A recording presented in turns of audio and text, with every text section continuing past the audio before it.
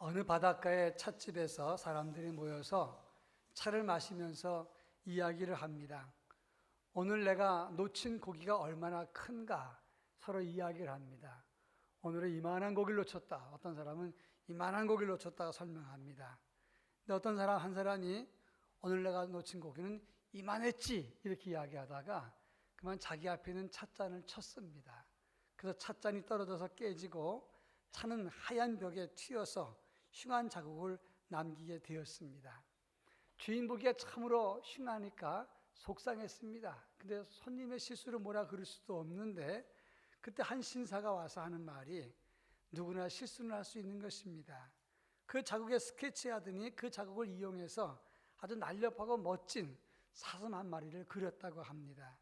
그 사람이 영국의 동물 화가로 유명한 에드윈 레드시어라고 하는 사람이었습니다. 그는 남의 실수를 이용해서 멋진 작품을 만든 것입니다. 하나님도 때때로 우리의 실수와 실패를 통해서 우리를 위대하고 더 신실한 사람으로 만든다는 사실을 우리에게 교훈해 준다고 하는 것입니다.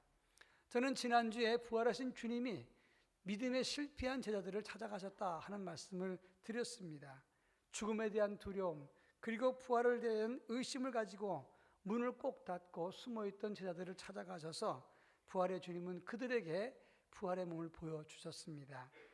오늘도 그 연장선상에서 부활하신 예수님이 부활을 믿지 못하는 도마를 찾아가셔서 내 손을 보고 내 손을 내 옆구리에 넣어보라 이렇게 말씀하시면서 믿음 없는 자가 되지 말고 믿는 자가 되라 이렇게 말씀하신 내용을 다루고 있습니다. 이 본문의 말씀은 너무나 유명한 말씀입니다. 의심 많은 도마 사건으로 알려져 있는데 저는 이번에 처음 알았습니다. 이 도마 사건은 아주 특이한 점을 갖고 있는데 이것은 도마에 대한 기록이 3군데가 있는데 이 말은 요한복음에만 있다는 것입니다. 다른 복음서에는 도마 사건이 없어요. 아무튼 도마는 부활하신 예수님이 승천하시기 전에 제자들에게 나타나셨을 때 그 만났던 사건 중에 하나였다고 하는 것입니다. 그런데 이 사건이 주는 교훈과 의미가 아주 크기 때문에 이 본문의 의미를 함께 살펴볼까 합니다. 제일 먼저 예수님은 의심하는 도마를 찾아가시는데 그 사람 수준에 맞춰서 그에게 2번이나 나타나셨다고 하는 것입니다. 24절 말씀을 다 같이 한번 읽어보겠습니다. 24절 12제자 중에 하나로서 디두모라 불리는 도마는 예수께서 오셨을 때 함께 있지 아니한지라. 도마는 예수님이 부활하신 모습으로 제자들에게 나타나셨을 때 그때 함께 있지 않았다라고 성경은 말합니다. 무슨 이유 때문에 함께 있지 않았는가? 그것은 기록되어 있지 않았지만 그 자리에 없었던 도마는 그래서 의심하게 됐습니다.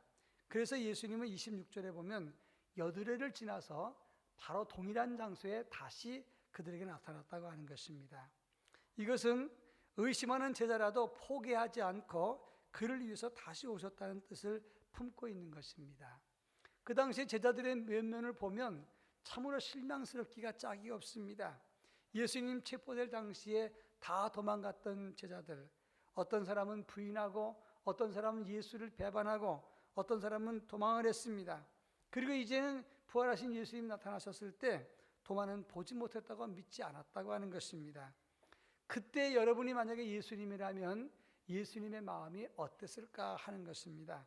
아마도 답답하셨을 것입니다. 오늘 보면 27절에 보면 예수님은 도마에게 말하기를 내 손을 보고 네 손가락을 내 옆구리에 넣어봐라. 그러면서 믿음 없는 자가 되지 말고 믿는 자가 되라 이렇게 말합니다.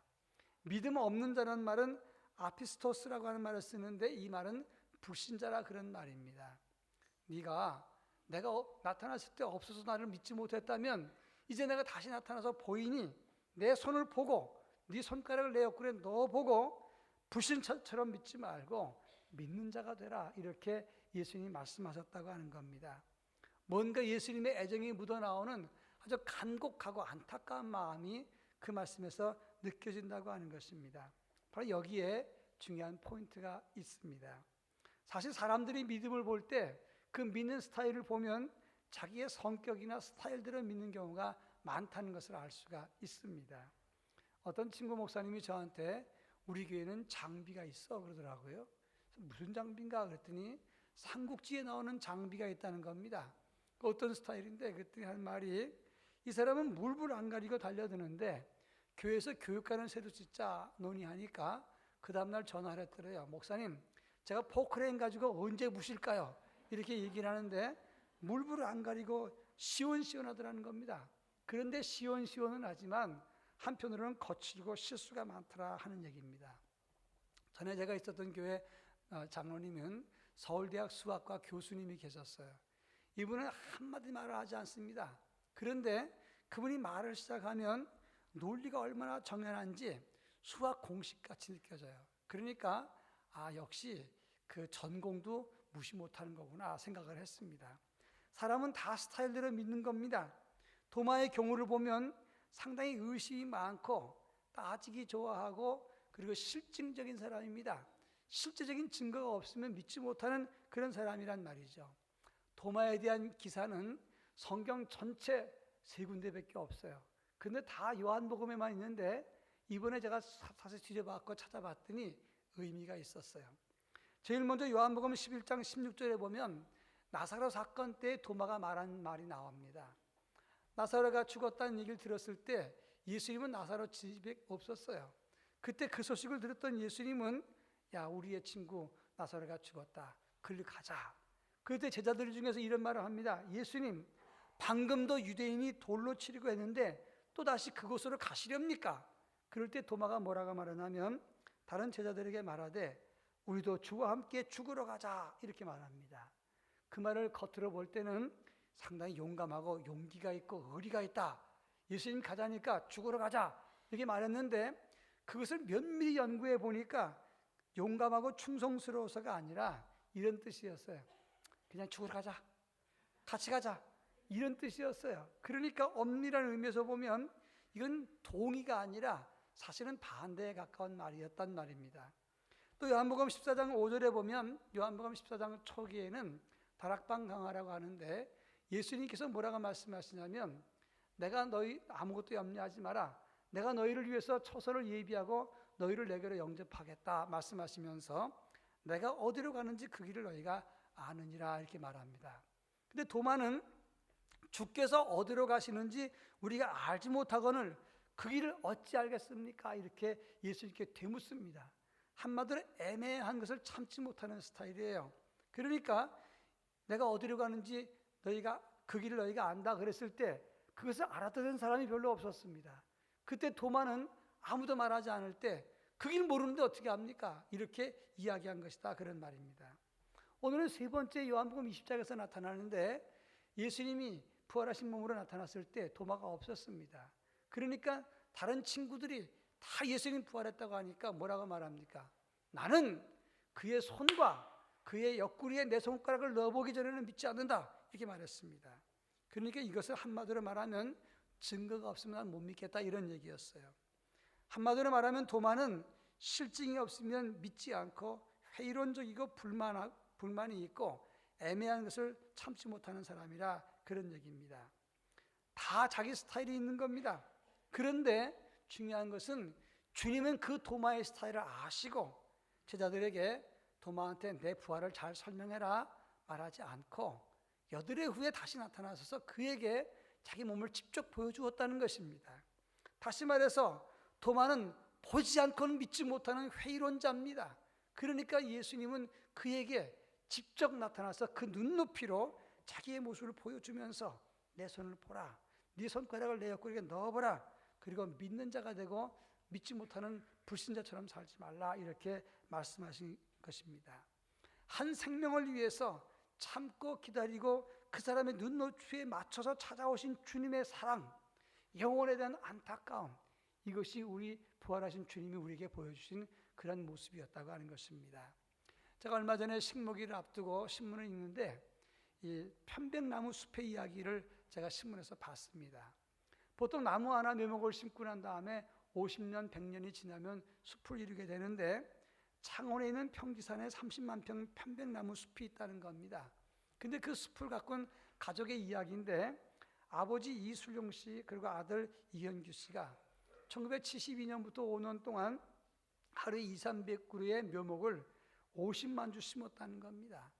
그래서 지금은 오랜 시간이 지난 다음에 큰 숲을 이루게 되었는데, 나무를 심을 때 포기하고 싶고 때로는 그만두고 싶을 때도 많을 겁니다. 그렇지만 참고 기다리면서 꾸준하게 심었을 때 그것이 큰 숲을 이루었다고 하는 것입니다. 믿음 없는 도마, 참고 기다리고 찾아가셔서 그에게 눈높이로 맞춰주시면서 설명하고 자기를 보여주셨습니다. 이것이 주님이 보여주신 모습이라고 하는 것입니다. 절대 이해하지 못하는 게 몇 가지 있답니다. 자식은 죽어도 깨나도 부모를 이해 못한답니다. 또 이 세상 사람들은 하나님의 마음을 절대로 이해하지 못한답니다. 이스라엘 백성들이 광야 생활했을 때 절대로 모세의 마음을 이해하지 못했고, 제자들은 예수님 마음을 이해하지 못했다고 하는 겁니다. 그러니까 예수님 마음을 모르니까 예수님을 배반하기도 하고 팔기도 하고 도망하기도 하고 비겁해지기도 했던 거 아니겠습니까? 그런데 중요한 것은 그들이 이해하든 안 하든, 그리고 자기를 위해서 자기 자신을 위해서 예수를 팔았든 부인하든 도망하든 믿지 않은 사람이라도 예수님을 찾아갔다고 하는 것입니다. 한 생명을 위해서 기다리고 심고 설명하고 예수님은 다 보여주셨습니다. 바로 이것이 우리를 향한 하나님의 사랑이라고 할 수가 있는 것입니다. 그런가 하면 비슷한 말 같지만 예수님은 실패자, 배반자, 무능한 자에게도 기회를 주셨다고 하는 것입니다.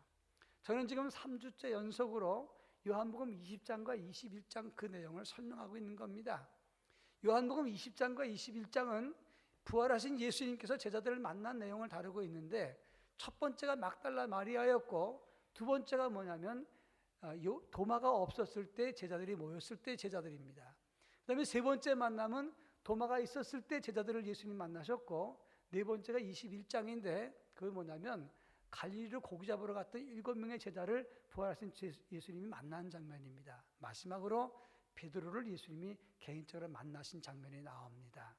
그런데 그 20장과 21장 부활하신 예수님이 제자들을 만난 사건이 쭉 나오는데, 중요한 것은 막달라 마리아를 제외하고는 나머지 모든 네 케이스가 다 실패자요, 도망자요, 배신자요, 믿음 없는 사람이었다, 이런 말씀이에요.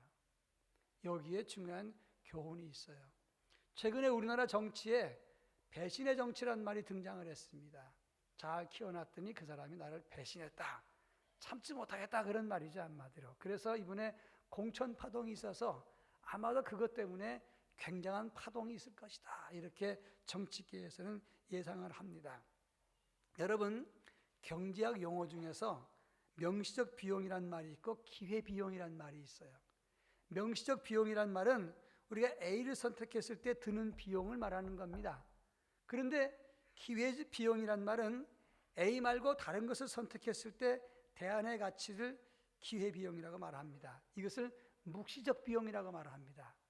경제 용어는 이 명시적 비용, 기회비용이라고 말을 하는데, 실제를 중요시하는 회계학에서는 이 묵시적 비용, 기회비용이라는 말을 쓰지 않습니다. 명시적 비용만 인정을 하는 거예요. 다시 말해서 눈에 보이지 않는 것은 앞으로 어떻게 바뀔지 모르기 때문에 그것을 계산해 넣지 않는 겁니다. 다시 말해서 회계학이라고 하는 것은 눈에 보이는 것만 인정하는 거예요. 그런데 실제적으로 여러분, 눈에 보이는 것만이 가치가 있는 것입니까? 아닙니다. 묵시적 비용이라고 하는 기회비용도 가치는 있는 거예요. 이것을 성경적으로 적용해 보자면, 한번 배신하고 도망하고 불신했던 그들, 믿어주고 기회 주고 그들에게 자신의 모습을 다 보여준다고 그들이 다시 변합니까? 그건 변할 수도 있고 안 변할 수도 있는 거잖아요.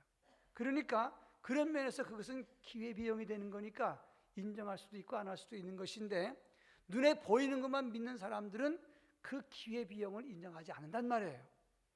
다시 말해서 도마 같은 사람은 기회비용이라는 것을 인정하지 않는 사람입니다. 그런 도마에게 예수님이 찾아오셔서 도마의 논리를 설명하자면 도마에게 찾아갈 필요가 없는 거예요. 그런데 주님은 도마의 논리를 갖고 있는 기회비용이 없는 그에게도 주님은 찾아가셔서 희생하고 수고하고 찾아오고 그리고 그 기회를 주었다, 이 말씀입니다. 요한복음 8장에 보면 가늠한 현장에 여인이 끌려옵니다. 그리고 사람들은 돌을 들어서 그 여인을 죽이려고 합니다. 여러분, 그 가늠한 현장에서 잡혀온 여인이 그 여인에게 기회를 주면 그 사람이 변합니까? 안 변합니까? 모르는 거죠. 변할 수도 있고 안 변할 수도 있는 거고. 그러니까 그 사람은 엄밀한 의미에서 기회 비용을 가지고 있는 사람 아닙니까? 그러면 눈에 보이는 것만 보는 실증적인 사람은 그 사람을 돌로 쳐야 돼요. 왜냐하면 지금 당장 그 사람은 법을 어겼기 때문에. 그런 의미에서 이 세상은 가늠한 여인에게 기회 주지 않습니다. 그런데 주님은 그를 만났을 때 그 여인에게 나도 너를 정죄치 아니하노니 가서 다시는 죄를 범하지 말라 말씀하셨어요. 바로 이것이 실패한 우리를 찾아오시는 주님의 사랑이라고 하는 것입니다. 이것이 있기 때문에 오늘의 우리가 존재하는 거예요. 만약에 이 자리에 죄 지어서 한 번에 다 친다면 남아있을 사람이 아무도 없는 겁니다. 눈에 보이는 것만 믿게 되면 이 자리에 누가 이 자리에 있을 수가 있겠습니까? 그런데 중요한 것은 도마가 누구냐는 겁니다. 도마의 이름은 헬라 말로 디두모라고 하는 단어를 쓰는데 이 디두모란 말은 쌍둥이란 뜻이고 또 한 가지 이름은 이중적이라 이런 뜻이에요. 요 나인 것처럼 도마는 바로 우리 자신을 말하는 것입니다. 의심 많고 믿지 못하는 쌍둥이 같은 그와 도마와 쌍둥이 같은 나를 말하는 것입니다. 이중적이라는 게 무슨 말입니까? 도마는 예수를 따라갔지만 부활하신 주님을 믿지 못했어요. 오늘 우리들도 열정과 회피, 믿음과 불신, 충성과 의심, 이 두 가지 의심이 다 존재하지 않습니까? 바로 우리 도마 같은 우리를 말하는 겁니다. 어떤 목사님이 미국에 갔다가 어떤 교회에서 한 집사님의 간증을 들었답니다. 이 간증이 뭐냐면 자기 남편이 직장에서 일을 하다가 갑자기 심장마비로 쓰러졌어요. 그런데 헬기가 동원돼 가지고 911에 연락했더니 헬기가 동원되고 또 거기서 병원에 이렇게 연락을 해갖고 도착하자마자 발빠른 의료진의 대처로 살았다는 겁니다. 하나님이 1분 1초도 아끼지 않고 정확하게 맞춰서 살았다 이렇게 간증했어요. 그러면서 하나님의 은혜를 감사하다 그랬습니다. 거기까지만 듣고 참 은혜스럽다 그랬는데 그 다음 얘기가 이 여인이 계속되는 겁니다. 그 후에 이 남편은 직장 생활을 계속할 수가 없어서 명예퇴직을 했습니다. 퇴직금으로 사업을 해서 잘 되다가 주식 투자를 했는데 딱 망했습니다. 그런데 앞으로 어떻게 하면 좋을지 모르겠습니다. 여러분 기도해 주십시오. 그리고 눈물 짓고 끝났다는 거예요. 이 목사님이 그 전반전과 후반전이 이렇게 다를까?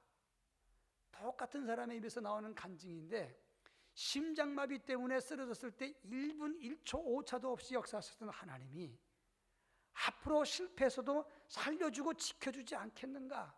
이런 믿음으로 끝나면 좋은데 울면서 기도해 주십시오. 끝났을 때 나중에 답답하고 한숨이 나오더라는 겁니다. 그때 느낀 것이 이 모습이 나다 생각이 됐다는 거예요. 오늘 우리들 그렇지 않습니까? 어떨 때는 열정적으로 주님을 섬기다가 어떨 때는 너무 도마처럼 믿지 못하는 경우가 얼마나 많습니까? 창세기에 보면 야곱이라는 사람이 나옵니다. 창세기 28장에 그는 베델에서 돌베개를 베고 자면서 하나님의 음성을 듣지 않습니까? 그럴 때 세 가지 서원을 하죠. 하나님, 나를 지키시고 나로 평안히 음식을 먹고 그리고 먹을 것과 입을 것을 주시고 평안히 아버지 집에 돌아가게 하시오면 조건을 답니다. 하나님 나의 하나님 되실 것이고 이 돌베개 했던 이곳이 하나님의 전이 될 것이고 내게 모든 것을 주시는 것에서 10분의 1을 반드시 하나님께 드리겠습니다 약속을 했어요. 그리고 하나님은 20년 동안은 그를 지켜주어서 나중에 거부가 돼서 돌아옵니다. 그런데 돌아오는 길에 야복강강에서 이제 형 에서가 들어온다는 소식을 듣고 야복강강에서 하나님과 씨름을 하잖아요. 그래서 이겼습니다. 이제 걸릴 것이 없어요. 그럼 마땅히 베델 땅에 가서 하나님께 제단을 쌓아야 되는데 야곱은 10년 동안을 지멋대로 살다가 세겜 땅에서 망합니다. 자기 딸 디나가 몸을 버리게 되고 시므온과 레이는 살인자가 되고 나머지 아들들은 약탈자가 됐습니다. 너무 큰 온도를 보이고 있어요.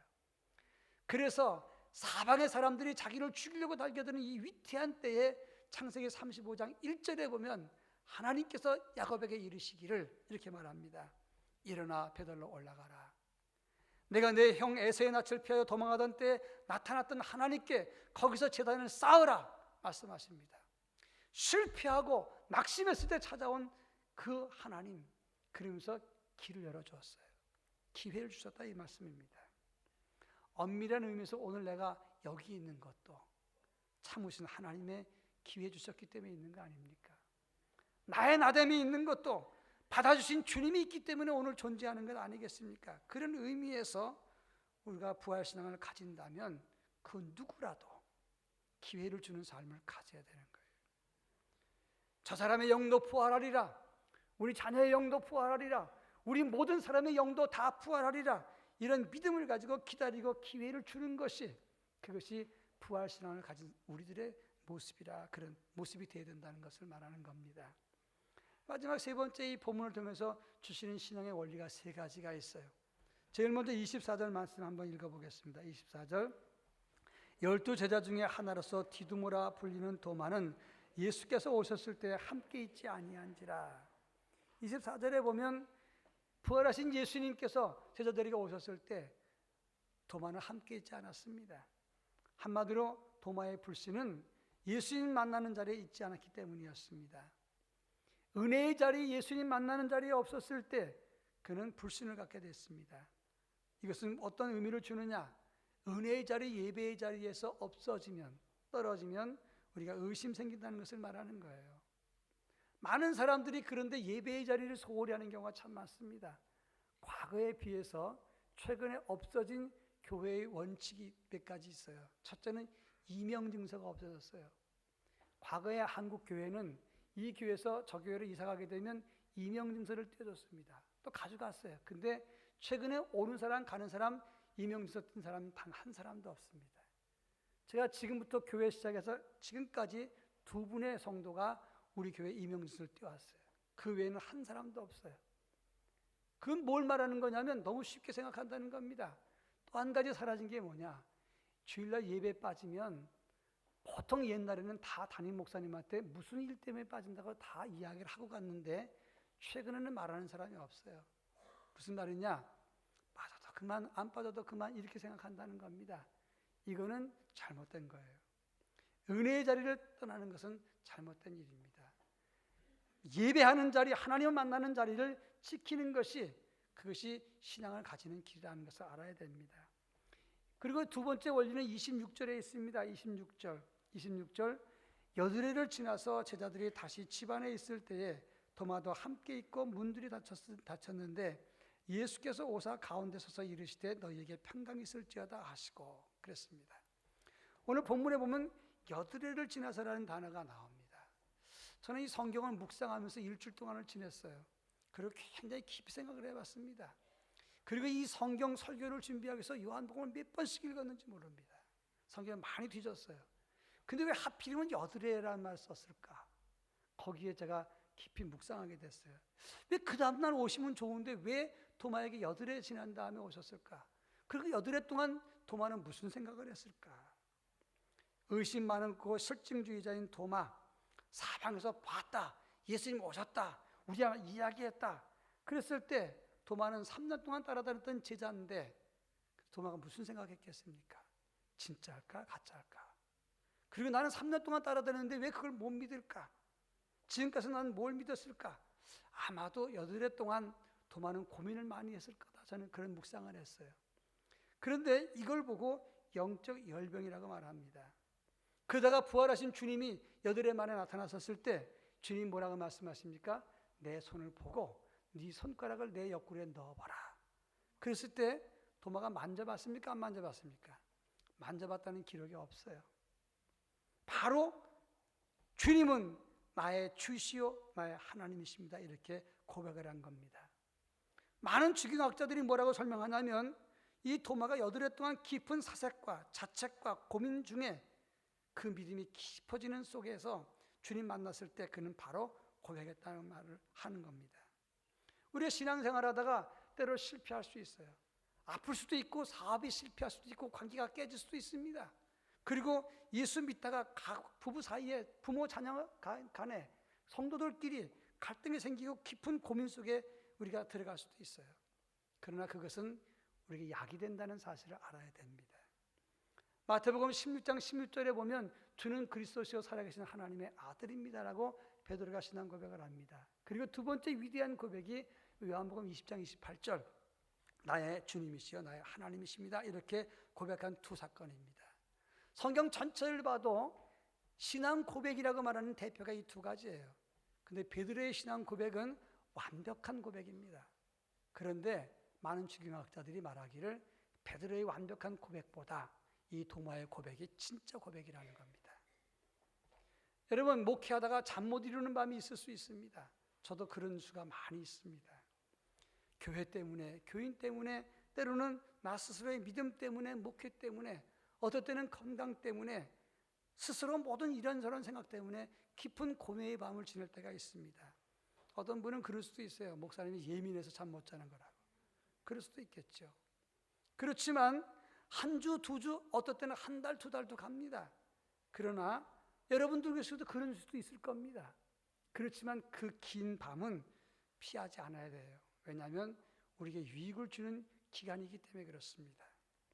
파스칼은 12살 때 유클리드 수학을 섭렵했고 16살 때 원추 곡선 이론을 발표해서 세계를 놀라게 했습니다. 요즘 말하면 신동이 난 거예요. 아이돌 신동이 난 겁니다. 사격이나 정계나 재계 원로들이 파스칼 한번 보겠다고, 공주나 귀족이나 이런 사람들이 파스칼 한번 만나보겠다고, 손이라도 한번 잡고 이야기해 보겠다고 사람들이 많이 줄을 댔습니다. 파스칼은 떴어요, 요즘 말로. 그런데 그가 어느 날 파티에 갔다가 술 한잔 먹고 그 다음에 오다가 잘못해가지고 마차에 깔렸습니다. 도와줄 사람이 없어요. 죽어가고 있었어요. 마차에 깔려서 죽어가고 있던 중에 점점 죽음의 공포가 그를 엄습했다가 나중에 극적으로 구조가 됐어요. 그때 그는 충격을 받았습니다. 죽음의 공포를 알았어요. 그리고 난 다음에 죽음 앞에 인생이란 무엇인가 깊이 고민했습니다. 그러다가 고뇌하다가 신경쇠약에 걸렸는데 그때 파스칼의 누이가 수도원에 있다가 그 병문안을 왔다가 성경책 하나를 주고 갑니다.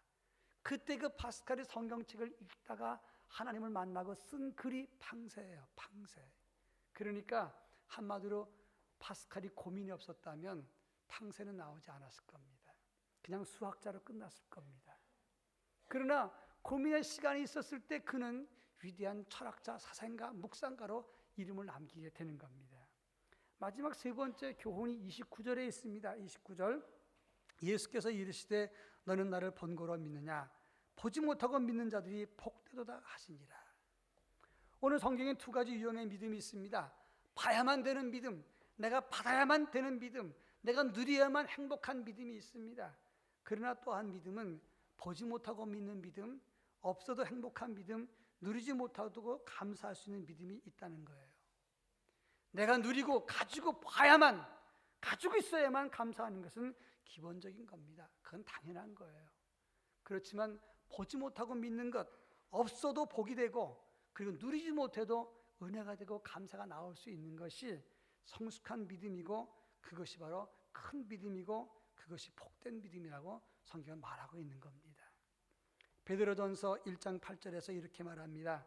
예수를 너희가 보지 못하였으나 사랑하는도다. 이제도 보지 못하나 믿고 말할 수 없는 영광스러운 즐거움으로 기뻐하니 그랬습니다. 꼭 봐야만 됩니까? 누려야만 됩니까? 내가 가져야만 되는 겁니까? 물론 그것은 좋은 일입니다. 그러나 내게 무화과가 없어도, 포도나무에 소출이 없어도, 감람나무가 없어도, 우리의 양이 외양간에 소가 없어도 나는 여호와로 인해서 기뻐하리라고 하는 그런 하박국 선지자의 고백이 우리에게 있다면 그럼 우리는 어떤 상황 속에서도 행복할 수가 있을 것입니다. 여러분, 그렇게 성숙한 믿음으로 나아가는 것이 부활신앙이 아니겠느냐 이런 말씀입니다. 눈에 보이지 않더라도 보이지 않으신 우리 하나님, 그러면서도 영원한 세계를 보여주신 부활의 주님을 믿을 때 부활신앙을 통해서 진정한 기쁨과 영생의 생명의 소망을 우리 모두가 누릴 수 있기를 바랍니다. 기도하겠습니다. 부활하신 주님이 우리를 찾아오신 것을 시간별로 생각해 보았습니다. 그런데 매번 볼 때마다 느끼는 것은 우리를 찾아오시는 주님은 우리를 기회를 주셨고, 그리고 우리를 위해서 우리를 만나러 오셨던 것을 기억합니다. 지금도 우리를 찾아오시는 주님, 그 주님의 사랑이 있기에 오늘 우리가 존재하는 것을 고백합니다. 원하건대 그 안타까운 마음으로 우리를 찾아오시는 주님을 붙잡고 부활하신 주님의 생명을 누릴 수 있고 그것을 소유하고 하늘의 소망을 굳건히 갖는 아버지의 거룩한 자녀가 되도록 저희들에게 은혜를 더하여 주시옵소서. 부활 신앙을 가지게 하옵소서. 예수님의 이름으로 기도합니다. 아멘.